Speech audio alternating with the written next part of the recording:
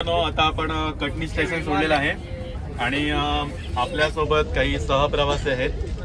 तर थोडंसं मी तिकडनं ह्यांचं तरी चर्चा ऐकत होतो, तर थोडंसं मला फार असं गमतीशीर वाटलं म्हणून मी थोडंसं त्यांच्याशी गप्पा मारायला आलेलो आहे. तर दादा कुठून आले आपण? आम्ही वैजापूरहून प्रयागराज वगैरे फिरून आता चाललोय आमच्या गावी. तुम्ही आता रिटर्न चाललात वैजापूर? कधी आला होता तुम्ही? आम्ही अयोध्येला पहिले होतो 25 तारखेला. किती जण आहेत तुम्ही? ग्रुपवरून आलात का? हां, ग्रुपवरून 46 जण आहेत. तुम्हाला एकाला आल्याचं व्यवस्थित मी एकदा परत सांगतो, हे एक टोटल 46 लोक आहेत, 46 लोक आहेत. एवढ्या जणांचं तुम्ही मॅनेज कसं काय केलं? आम्ही सगळे एका परिवारातले सगळे आहेत. अच्छा, त्यामुळे म्हणजे तुम्ही तुमचं स्वतःचं मॅनेज करताय ना? कुठल्या टूर ट्रॅव्हल्स नाही आहे. म्हणजे याच्यावर एक सिद्ध आहे की तुम्हाला जर मोठी ट्रिप, फॅमिली ट्रिप करायची असेल तर तुम्ही स्वतः करू शकता. मगाशी तुमची काही चर्चा चालू होती, मी पर्टिक्युलर ऐकली. काय चालू होतं? यांच्या हातामध्ये मी वही पेन बघितली होती. काय चालू होतं दादा? हे बघा, सर्व राष्ट्रीय स्वयंसेवक संघ RSSच्या परिवारातले सगळे सदस्य आहोत आणि शक्यतो आमचे वर्ग वगैरे कायम चालू असतात. सगळ्यांना मॅनेजमेंट विषयी माहिती आहे, परंतु परिवारासोबत घरच्या महिला असतील, लहान बालक असतील, यांच्यासोबत आपण सगळ्या संघ परिवारातले, आपले नातेवाईक नाही किंवा इतर मित्रमंडळी नाही, पण संघ परिवारातली सगळी मंडळी आपण सोबत एक सहकुटुंब ट्रिप करू असं ज्यावेळेस चर्चेचा विषय झाला, त्यावेळेस जे प्रभू श्रीरामाचं मंदिर आहे की आपण तिथे अयोध्येला भेट देऊया असा विषय झाला. आणि मग त्या संलग्न मग जवळ जे असतील, काशी असेल किंवा प्रयागराज असेल, इथेही एक भेट देण्याचा विषय त्या ठिकाणी आला. आणि मग त्या माध्यमातून जे नियोजन करण्यात आलं, सुरुवातीला असं नियोजन होतं की आपण 4-5 जोड्या जाऊ, पण जसं जसं एकमेकांना माहिती होत गेलं आणि मग ते वाढत गेलं.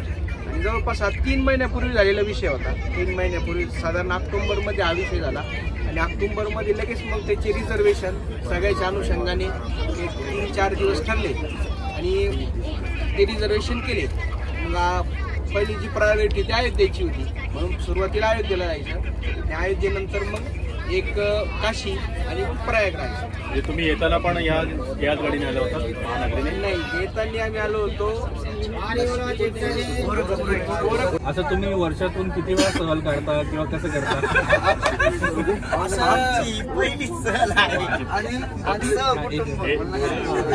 पहिली सहल होती तुमची? हे थोडंसं अधोरेखित करा. ही यांची पहिली सहल आहे आणि पहिल्या सहलीमध्ये त्यांनी 46 लोकांना दिलेलं आहे.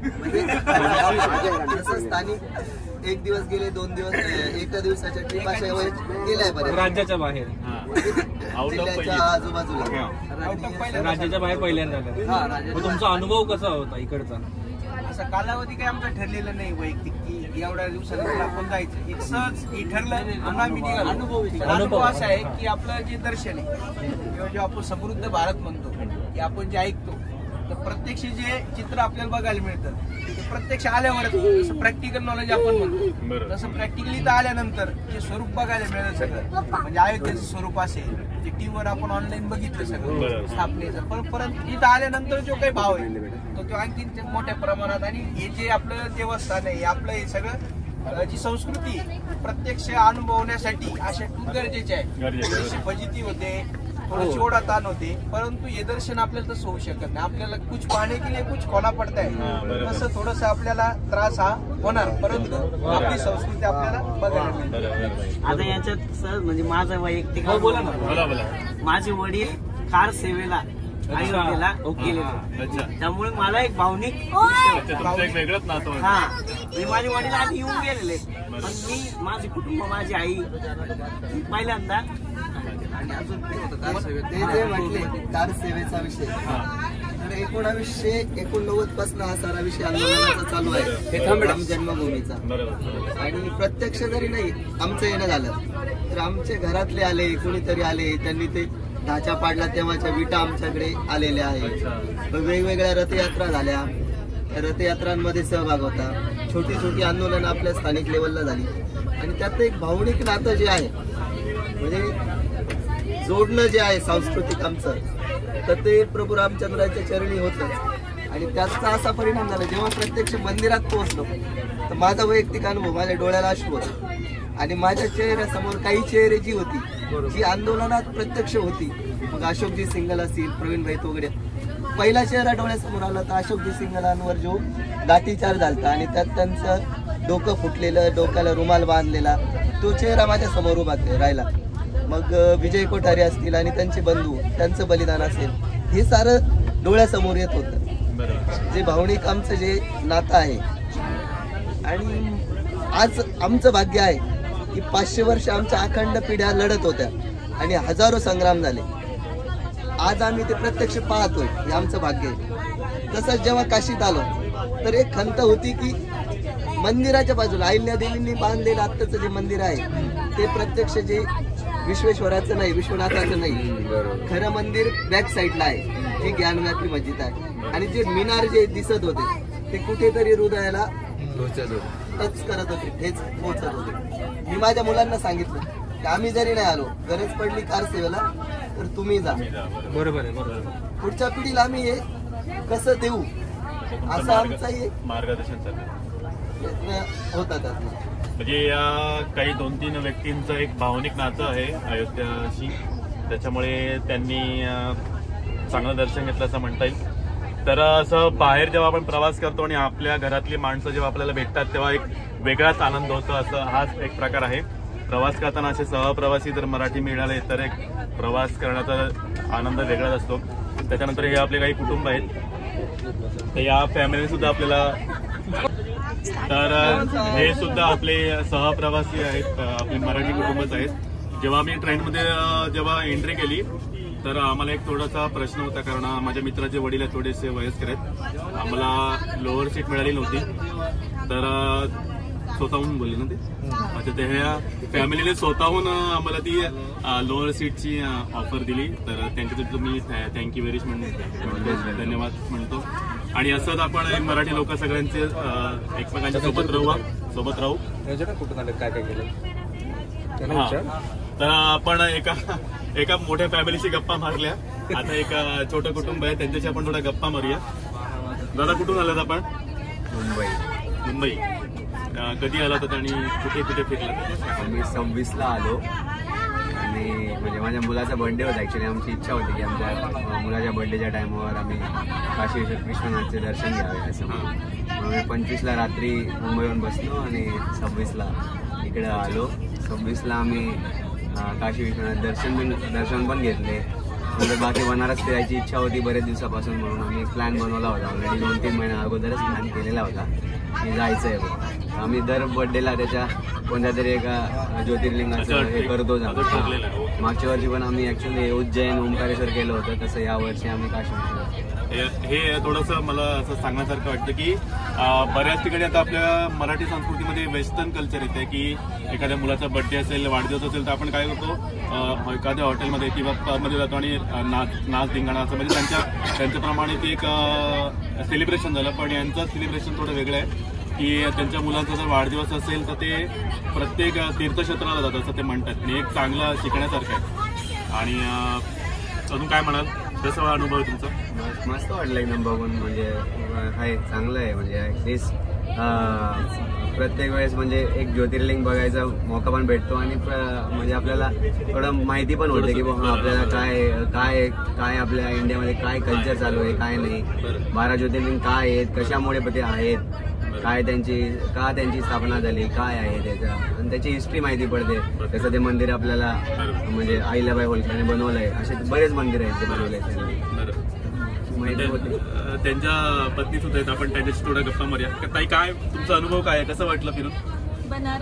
बनारस असेल किंवा दुसरा प्रवास असेल, काही? मंदिर छान होतं, मंदिर पण छान आहे. मुलांना दर्शनाला नेलं, बऱ्याच वेळ रांगेत होतो पण दर्शन केल्यानंतर असं बरं वाटतं, सुकून वाटतं. म्हणजे एक आत्मिक समाधान जे मिळणं जे म्हणतात ते त्यांना मिळेल असं म्हणतात ते. आणि तिचं नाव विसरलो मी, श्रीषा सुद्धा आपल्या सोबत आहे. तर श्रीषा, काय वाटतं तुला, कसं वाटतंय? मला खूप छान वाटलं दर्शन घेऊन याचं मंदिराचं. थोडा वेळ लाईन मध्ये उभं राहावं लागलं पण ते शिवलिंगला बघून मनाला खूप चांगलं वाटलं. आणि कुठे कुठे फिरलीस, कुठल्या देवळात गेलीस? मी हनुमानाच्या मंदिरात गेली संकट देवीच्या आणि अजून केदारेश्वर. भरपूर मंदिरात गेली आणि ते सगळे मंदिरांना बघून खूप छान वाटलं मला. आणि खरंच आणि आपले मेन बाबू या इकडे त्या सनी देवलच्या आवाज होय केलं त्याने, पण आपण त्याचं नाव रियान आहे. आम्ही त्याच्याची खूप मला वाटतं आम्ही 2-2.5 तास त्याच्याशी मस्त खेळत होतो आणि खूप आमचा टाइमपास झाला, मजा आली. तर असे 2 कुटुंब आपल्या सोबत होते. आणि जे श्रीशाने सांगितलं की आपली मराठी मुलं जेव्हा अशा ठिकाणी जेव्हा जातात तीर्थक्षेत्राला तेव्हा खरंच खूप बरं वाटतं की त्यांना सुद्धा अध्यात्माची आवड आहे. तर दीपेश अजून काही? तर असे या 2 कुटुंबाशी आपण गप्पा मारल्या, गप्पा मारून छान वाटलं. पुढचं अपडेट आहे तुमच्या सगळ्यांचे धन्यवाद, तुम्ही आमच्या असे गप्पा मारल्याबद्दल धन्यवाद. धन्यवाद दादा. आणि अजून काही अपडेट आहे तुम्हाला ट्रेन बद्दल किंवा काही दुसऱ्या गोष्टी सांगता आल्या तर नक्कीच सांगण्याचा प्रयत्न करेन. काय त्यांना पण धन्यवाद करू. आणि हा यांनी जी माहिती सांगितली ती खरंच खूप चांगली आहे.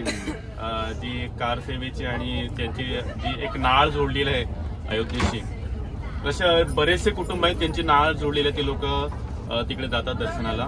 तर मी तुम्हाला सुद्धा सांगेल की एकदा तरी नक्कीच अयोध्येला आणि भेट द्या, एक वेगळं छान वाटतं, बरं वाटतं.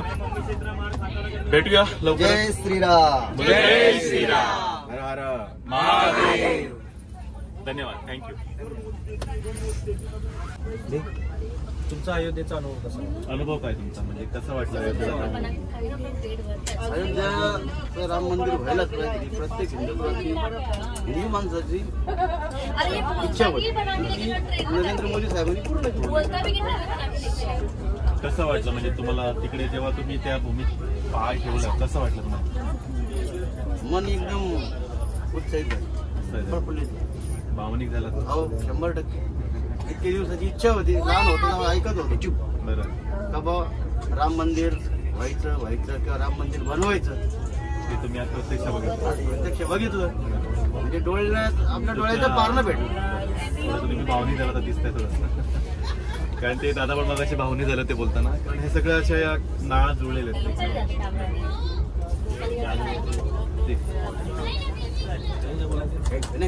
थँक्यू.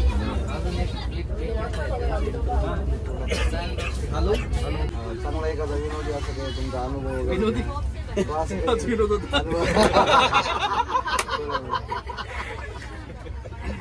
विनोद असं काय, आम्ही गंमत जम्मतच करतो. आम्ही लहानपणापासून मित्र आहोत आणि त्याची वाईफ आहे, त्यामुळे आमच्यामध्ये खेळमेळीचं वातावरण आहे. त्यामुळे आमचा जो प्रवास असतो तो हसून खेळून होतो, चिडवाचिडवीमध्ये होतो. जसं लहान मुलं आपण कसं मस्ती करत होतो तसंच होतं. त्यामुळे आमचा अनुभव तसं छान चालला होता. म्हणजे मी जेवढी मस्करीची गरज आहे तेवढी मस्करी हा करतोय की माझा मित्राची माझी वाईफ आहे, म्हणजे इतकं आमचं खेळीमेळीचं वातावरण. म्हणजे बाकी असं अनुभव म्हणजे छान वाटलं, कारण एवढ्या वर्षाच्या संघर्षानंतर कुठेतरी आपल्याला देव दिसायला लागले, तिथे वाचायला हवा होता. सगळ्यांच्या भावनिक नाळ तर जोडलेल्या आहेत. आपण सगळे भारतीय असल्यामुळे प्रत्येकाची नाळ कशी ना कशी जुंपलेलीच आहे.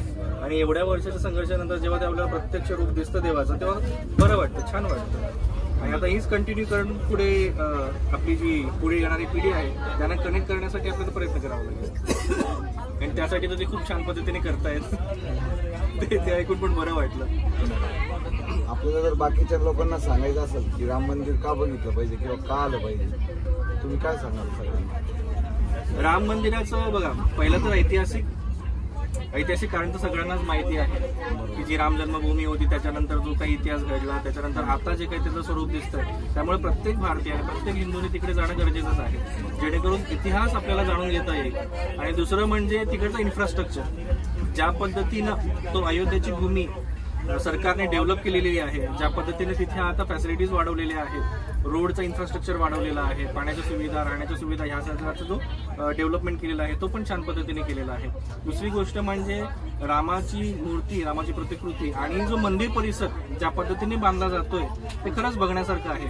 आपण काय म्हणतो आर्किओलॉजिकल किंवा आपण याला काय म्हणतो वास्तुशास्त्रानुसार म्हणा किंवा ज्या पद्धतीने शिल्प बनवले गेले. आता आम्ही जेव्हा तिथे गेलो होतो त्यावेळेला शिल्पकाम अजूनही चालू होतं आणि तिकडचे जे कारागीर होते ते खरंच चिन्नी हातोडा घेऊन आताच चालूच होतं त्यांचं काम. असं नाही की ते काही प्लेटिंग केलेलं आहे किंवा मशिनिंगवरती कोरीव काम केलेलं आहे. ही जी काही कोरीव काम आपल्याला दिसत आहेत ती सगळी कोरीव कामं ही प्रत्येक कारागिराने त्याच्या हाताने बनवलेली आहेत आणि त्याचा तुम्ही प्रत्यक्ष अनुभव सुद्धा तिकडे जाऊन घेऊ शकता. त्यामुळे खूप छान शिल्प आपल्याकडे उपलब्ध होईल म्हणून सगळ्यांनी जावं तिकडे. भेटू वाया युट्यूब कनेक्टेड राहू. चालेल आमची बोला ना. आता हेच एक मला विचारलं तर नाही तुमचं आम्ही सगळे झाले. आता एकंदरीत जे काम चालू आहे तर संघ परिवारातली अशी काही व्यक्ती आहे की ज्या कौटुंबिक जबाबदाऱ्यांमध्ये काही अंशी मोकळे झाले. त्यातली आमच्या जिल्ह्यातली जी आमच्याकडची जी 2 नावं आहेत जगदीश आपळे आणि त्यांच्या पत्नी माधुरी आपळे हे इंजिनियर आहे. स्वतःचा मोठा व्यवसाय होता. देश विदेशात काम केलं आहे. ते जोडीने या विषयात तिथे वेळ देत आहेत सेवा देत आहेत. स्वतः इंजिनियर असल्यामुळे त्या साऱ्या बांधकामामध्ये तसेच जगन्नाथ गुळे म्हणून त्यांचे एक ज्येष्ठ कार्यकर्ते आहे त्यांची काल भेट झाली तर तेही तिथे आता जोडीने तिथे आहे. तर असे देशभरातून त्या विषयातली तज्ज्ञ मंडळी आणि त्यांनी सांगितलं की रात्री 9, 9:30ला जेव्हा आरती होते त्यानंतर आमचं प्रत्यक्ष काम सुरू होतं. मंदिर बंद झाल्यानंतर दिवसभर आम्ही जे काम करू शकत नाही ते रात्री करतो. बाकी फक्त बाहेरचं काम चालू राहतं. इंटरनल जे काम आहे सारे तर ते रात्री चालतं. दर्शनामध्ये कुठल्याही प्रकारचा अडथळा. त्यांनी आणखीन काही गोष्टी सांगितल्या की त्याच्या खाली काही याला पाया नव्हता.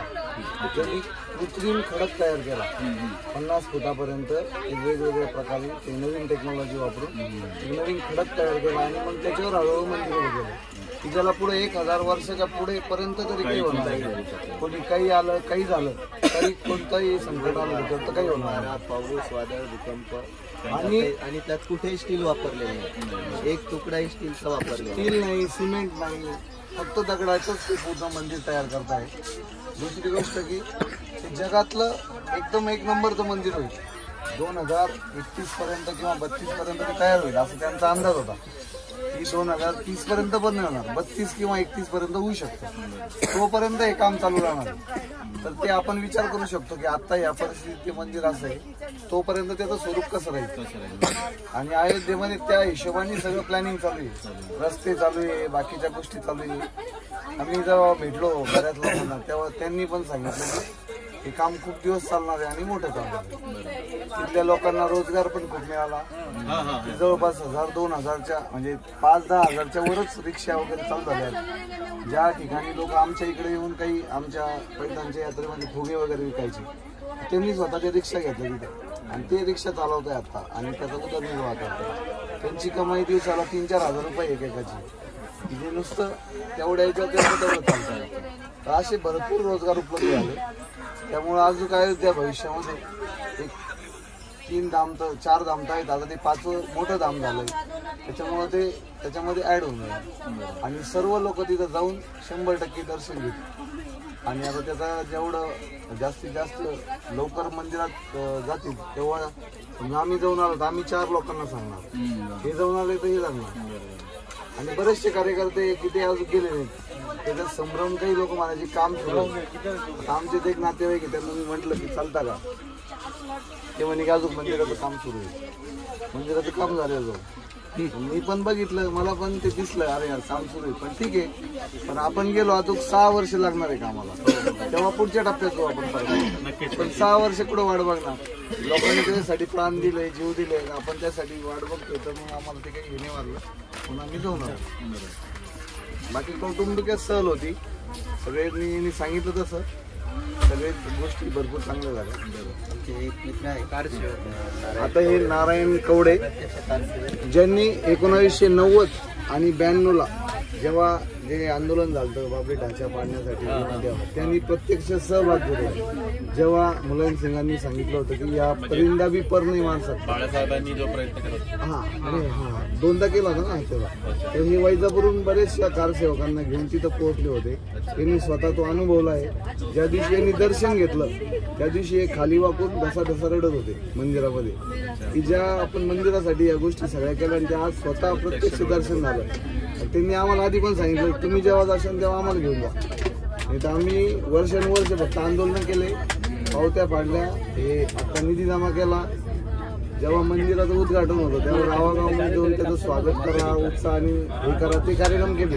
आणि आम्हाला कधी जायला भेटलं नाही, कारण काय बैठका कार्यक्रम उत्सव तिथपर्यंत जायचं पहिल्यांदा आलो. मग आम्ही असं ठरवलं की आम्ही तर जातो ते, पण मग आपल्या घरच्यांना कधी नेणार किंवा तुम्ही मंदिरासाठी एवढं करताय तर त्यांना नवीन पिढीला किंवा घरच्यांना पण कळायला पाहिजे म्हणून आम्ही स्वतः गेलो, त्यांना पण गेलो. असं त्याच्यामुळे मोठा ग्रुप झाला. त्यांचे अनुभव सांगू शकतो. ते दादाने सांगितलं की जी घटना 2 वेळा जो प्रयत्न केला गेला होता त्यामध्ये हे दादा प्रत्यक्ष उपस्थित होते. तर म्हणजे हे माझं सुद्धा भाग्य आणि आमच्या सगळ्यांचं भाग्य की मी आता त्यांच्याशी प्रत्यक्ष संवाद साधू शकतो. तर ते काय दादा म्हणजे अनुभव सांगा मला, काय झालं होतं त्या दिवशी नक्की?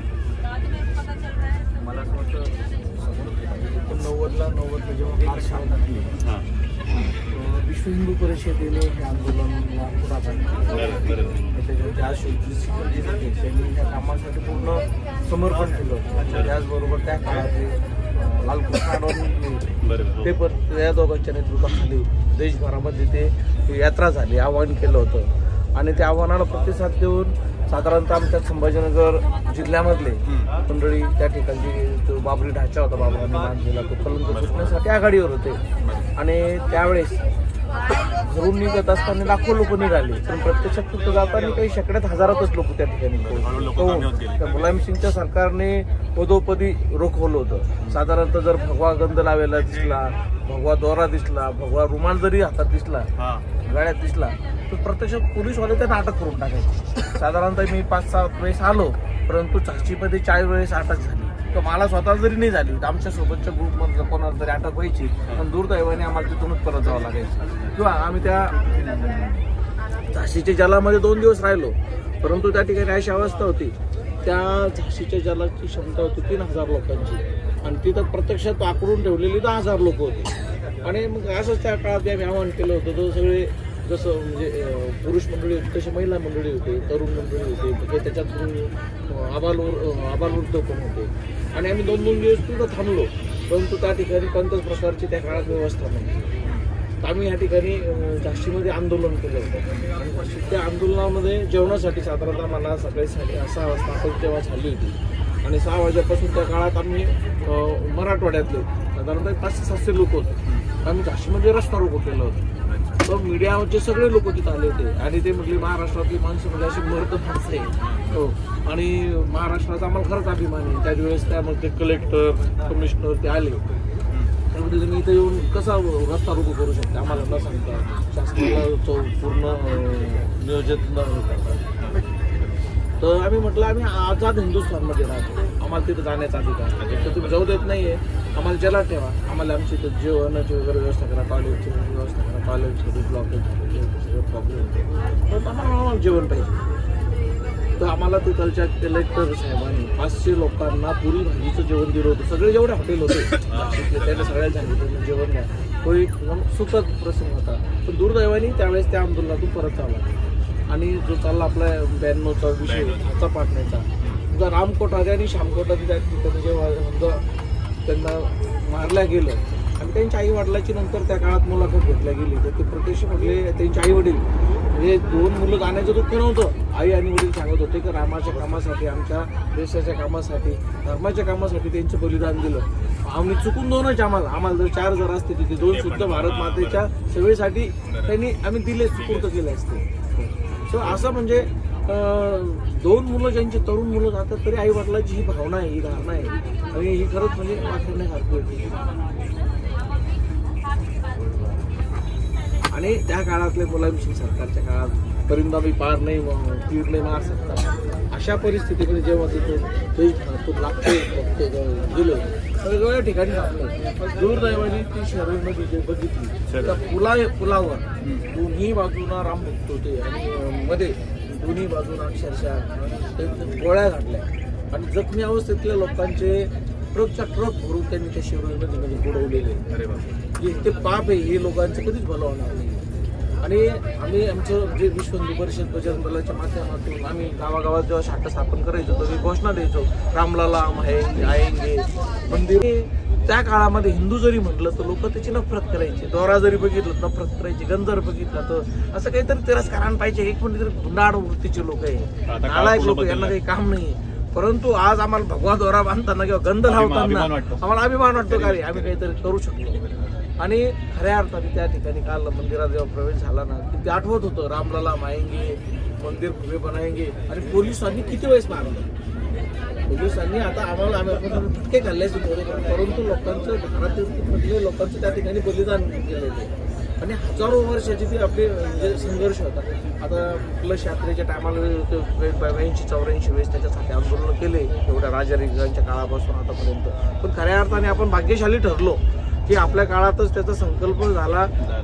त्या ठिकाणी समजा शिला कोरल्या गेल्या. आज आपण बघितलं मंदिरात जात असताना त्या शिला त्याला चकाकी म्हणून घासत होते. मी जसा उल्लेख केला की त्या ठिकाणी ते काही मशीनद्वारे केलेलं नाही, सगळं असं शिला तयार करून ठेवल्या होत्या आणि त्याच्या साच्या होता आणि त्या साच्यात फिट केलेलं आहे. विशेष त्याला सिमेंट वगैरे लावलेलं नाही आहे. त्या सरांनी जे सांगितलं की त्या ठिकाणी सगळा असं लूज भाग आहे, मातीचा भाग आहे. आणि कोणतंही मोठं मंदिर किंवा बिल्डिंग उभी करायची जर असं तर त्याचा पहिया मजबूत पाहिजे. तर काल त्या सरांनी सांगितलं की त्या ठिकाणी तो पूर्ण तो परिसर आहे 50 फुटापर्यंत खालून त्याची माती काढली आणि त्या ठिकाणी वेगवेगळे प्रकारचे लेअर देत दाबत आणलं आणि त्याला कृत्रिम खडक तयार करून त्या ठिकाणी साधारणतः 1000 वर्ष त्या मंदिराला काही होणार नाही. तसं ते म्हणले 2500 वर्ष काही होणार नाही. बरोबर. परंतु इंजिनियर लोक जसं कमी त्याच्या 1 वर्ष सांगितलं. तर त्यांनी ज्यांची जी माहिती सांगितली सगळे मला दिसतील का सगळे शांतपणे ऐकतात, म्हणजे फार संघर्षपूर्ण कहाणी होती. 90-91 मी प्रत्यक्ष त्या ठिकाणी गेलो मी पोहोचलो आणि आता दुर्दैवाने मी एकाही वेळेस अयोध्येमध्ये पोहोचलो म्हणजे आलो तिथून आम्ही निघायचो. परंतु हे जसं म्हटले ना की काल तिथून ऐकत म्हणजे आमची पहिली वेळ प्रत्यक्ष. बाकी असं यांच्यासारख्या भरपूर लोकांचे अनुभव भारतातले ज्यांनी ते स्वप्न बघितलं, काहींच्या डोळ्यासमोर पूर्ण आलं, काही गेल्यावर पूर्ण होतं, काही त्यांचे यांच्या नाही झालं यांच्या डोळ्यात. त्यांचा मुलगा येतोय, अजून पुढची पिढी येते. माझ्या वडिलांनी नेमकं कशासाठी केलं होतं आंदोलन, म्हणजे 25 वर्षापूर्वीची अवस्था कशी होती. हिंदू म्हटलं आपण जर उपवास जरी पकडला तर देवाची जे अस्तित्व होतं ते नाहीच आहे असं अशी एक विचारधारा पसरत होती. परंतु आज जर बघितलं या 15-20 वर्षामध्ये आपण रामराज्य येणार आहे, 100% रामराज्याकडेच वाटचाल आहे. आज जर एका दिवस तू जर सापडली आपल्याला वाटतं नाही त्याची त्याला परत दिली काही, ही आपली वृत्ती कुठून तयार झाली. इथे काळी सगळे लोकांच्या खिशातून कसं काढतात ते एकाच आपण आपल्यालाच कसं चांगलं आनंदी जीवन जगतंय, शैलीचे जीवन जगतंय हा विचार करायचा. परंतु आज आपण बघतो आज समर्पणाचं जीवन जगणाऱ्या लोकांची जास्त संख्या होत चालली आहे. माझ्यापासून कोणाला त्रास होणार नाही याची माणसं काळजी घेते म्हणजेच रामराज्य. बाबा हे माझं आहे, तुझं तुलाच राहू दे. परंतु पूर्वीचं कसं वृत्ती होती की हे माझं आहे आणि ते तुझं पण माझंच आहे, ही मानसिकता कुठेतरी कमी होताना दिसते.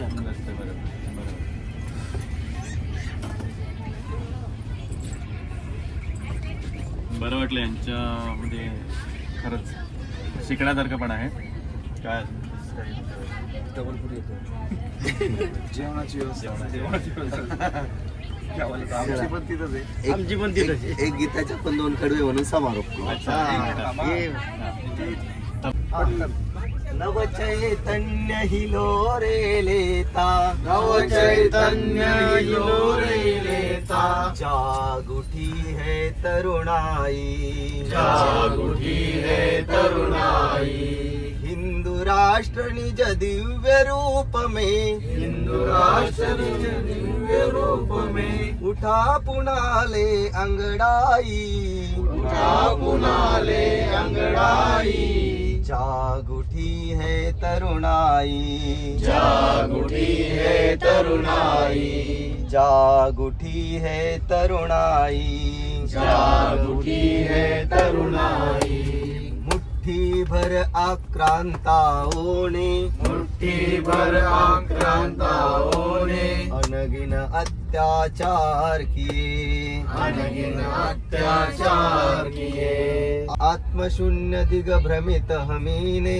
आत्मशून्य दिग्भ्रमित हमीने, उन्हें कई उपहार दिए, उन्हें कई उपहार दिए, विदेशियों की चाल न समझे, विदेशियों की चाल न समझे, लड़े मरे भाई भाई, लड़े मरे भाई भाई, जाग उठी है तरुणाई, जाग उठी है तरुणाई, जाग उठी है तरुणाई, जाग उठी है तरुणाई, ध्येय समर्पित जीवन अपना, ध्येय समर्पित जीवन अपना, भीष्म प्रतिज्ञा दोहराए, भीष्म प्रतिज्ञा दोहराए, एक एक को हृदय लगाकर, एक एक को हृदय लगाकर, विराट शक्ति प्रगटाए, विराट शक्ति प्रगटाए, माँ भारत की जगत प्रतिष्ठा, महाभारत की जगत प्रतिष्ठा, महाभारत की जगत प्रतिष्ठा, महाभारत की जगत प्रतिष्ठा, यज्ञ पताका लहराई, यज्ञ पताका लहराई, जाग उठी है तरुणाई, जाग उठी है तरुणाई, नव चैतन्य हिलोरे लेता, नव चैतन्य हिलोरे लेता, जाग उठी है तरुणाई, जाग उठी है तरुणाई, हिंदू राष्ट्र निज दिव्य रूप में, हिंदू राष्ट्र निज दिव्य रूप में, उठा पुनाले अंगड़ाई, उठा पुनाले अंगड़ाई, जाग उठी है तरुणाई, जाग उठी है तरुणाई, जाग उठी है तरुणाई, जाग उठी है तरुणाई, भारत माता की जय, वंदे मातरम, भारत माता की जय बोल के ऊपर चले गए। जय श्रीराम। मस्त छान शब्द.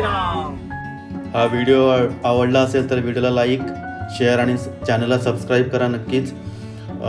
धन्यवाद. थँक्यू व्हिडिओ बघितल्याबद्दल आणि भेटूया लवकरच नवीन व्हिडिओसोबत. तोपर्यंत पाहत राहा RC ब्लॉग्स.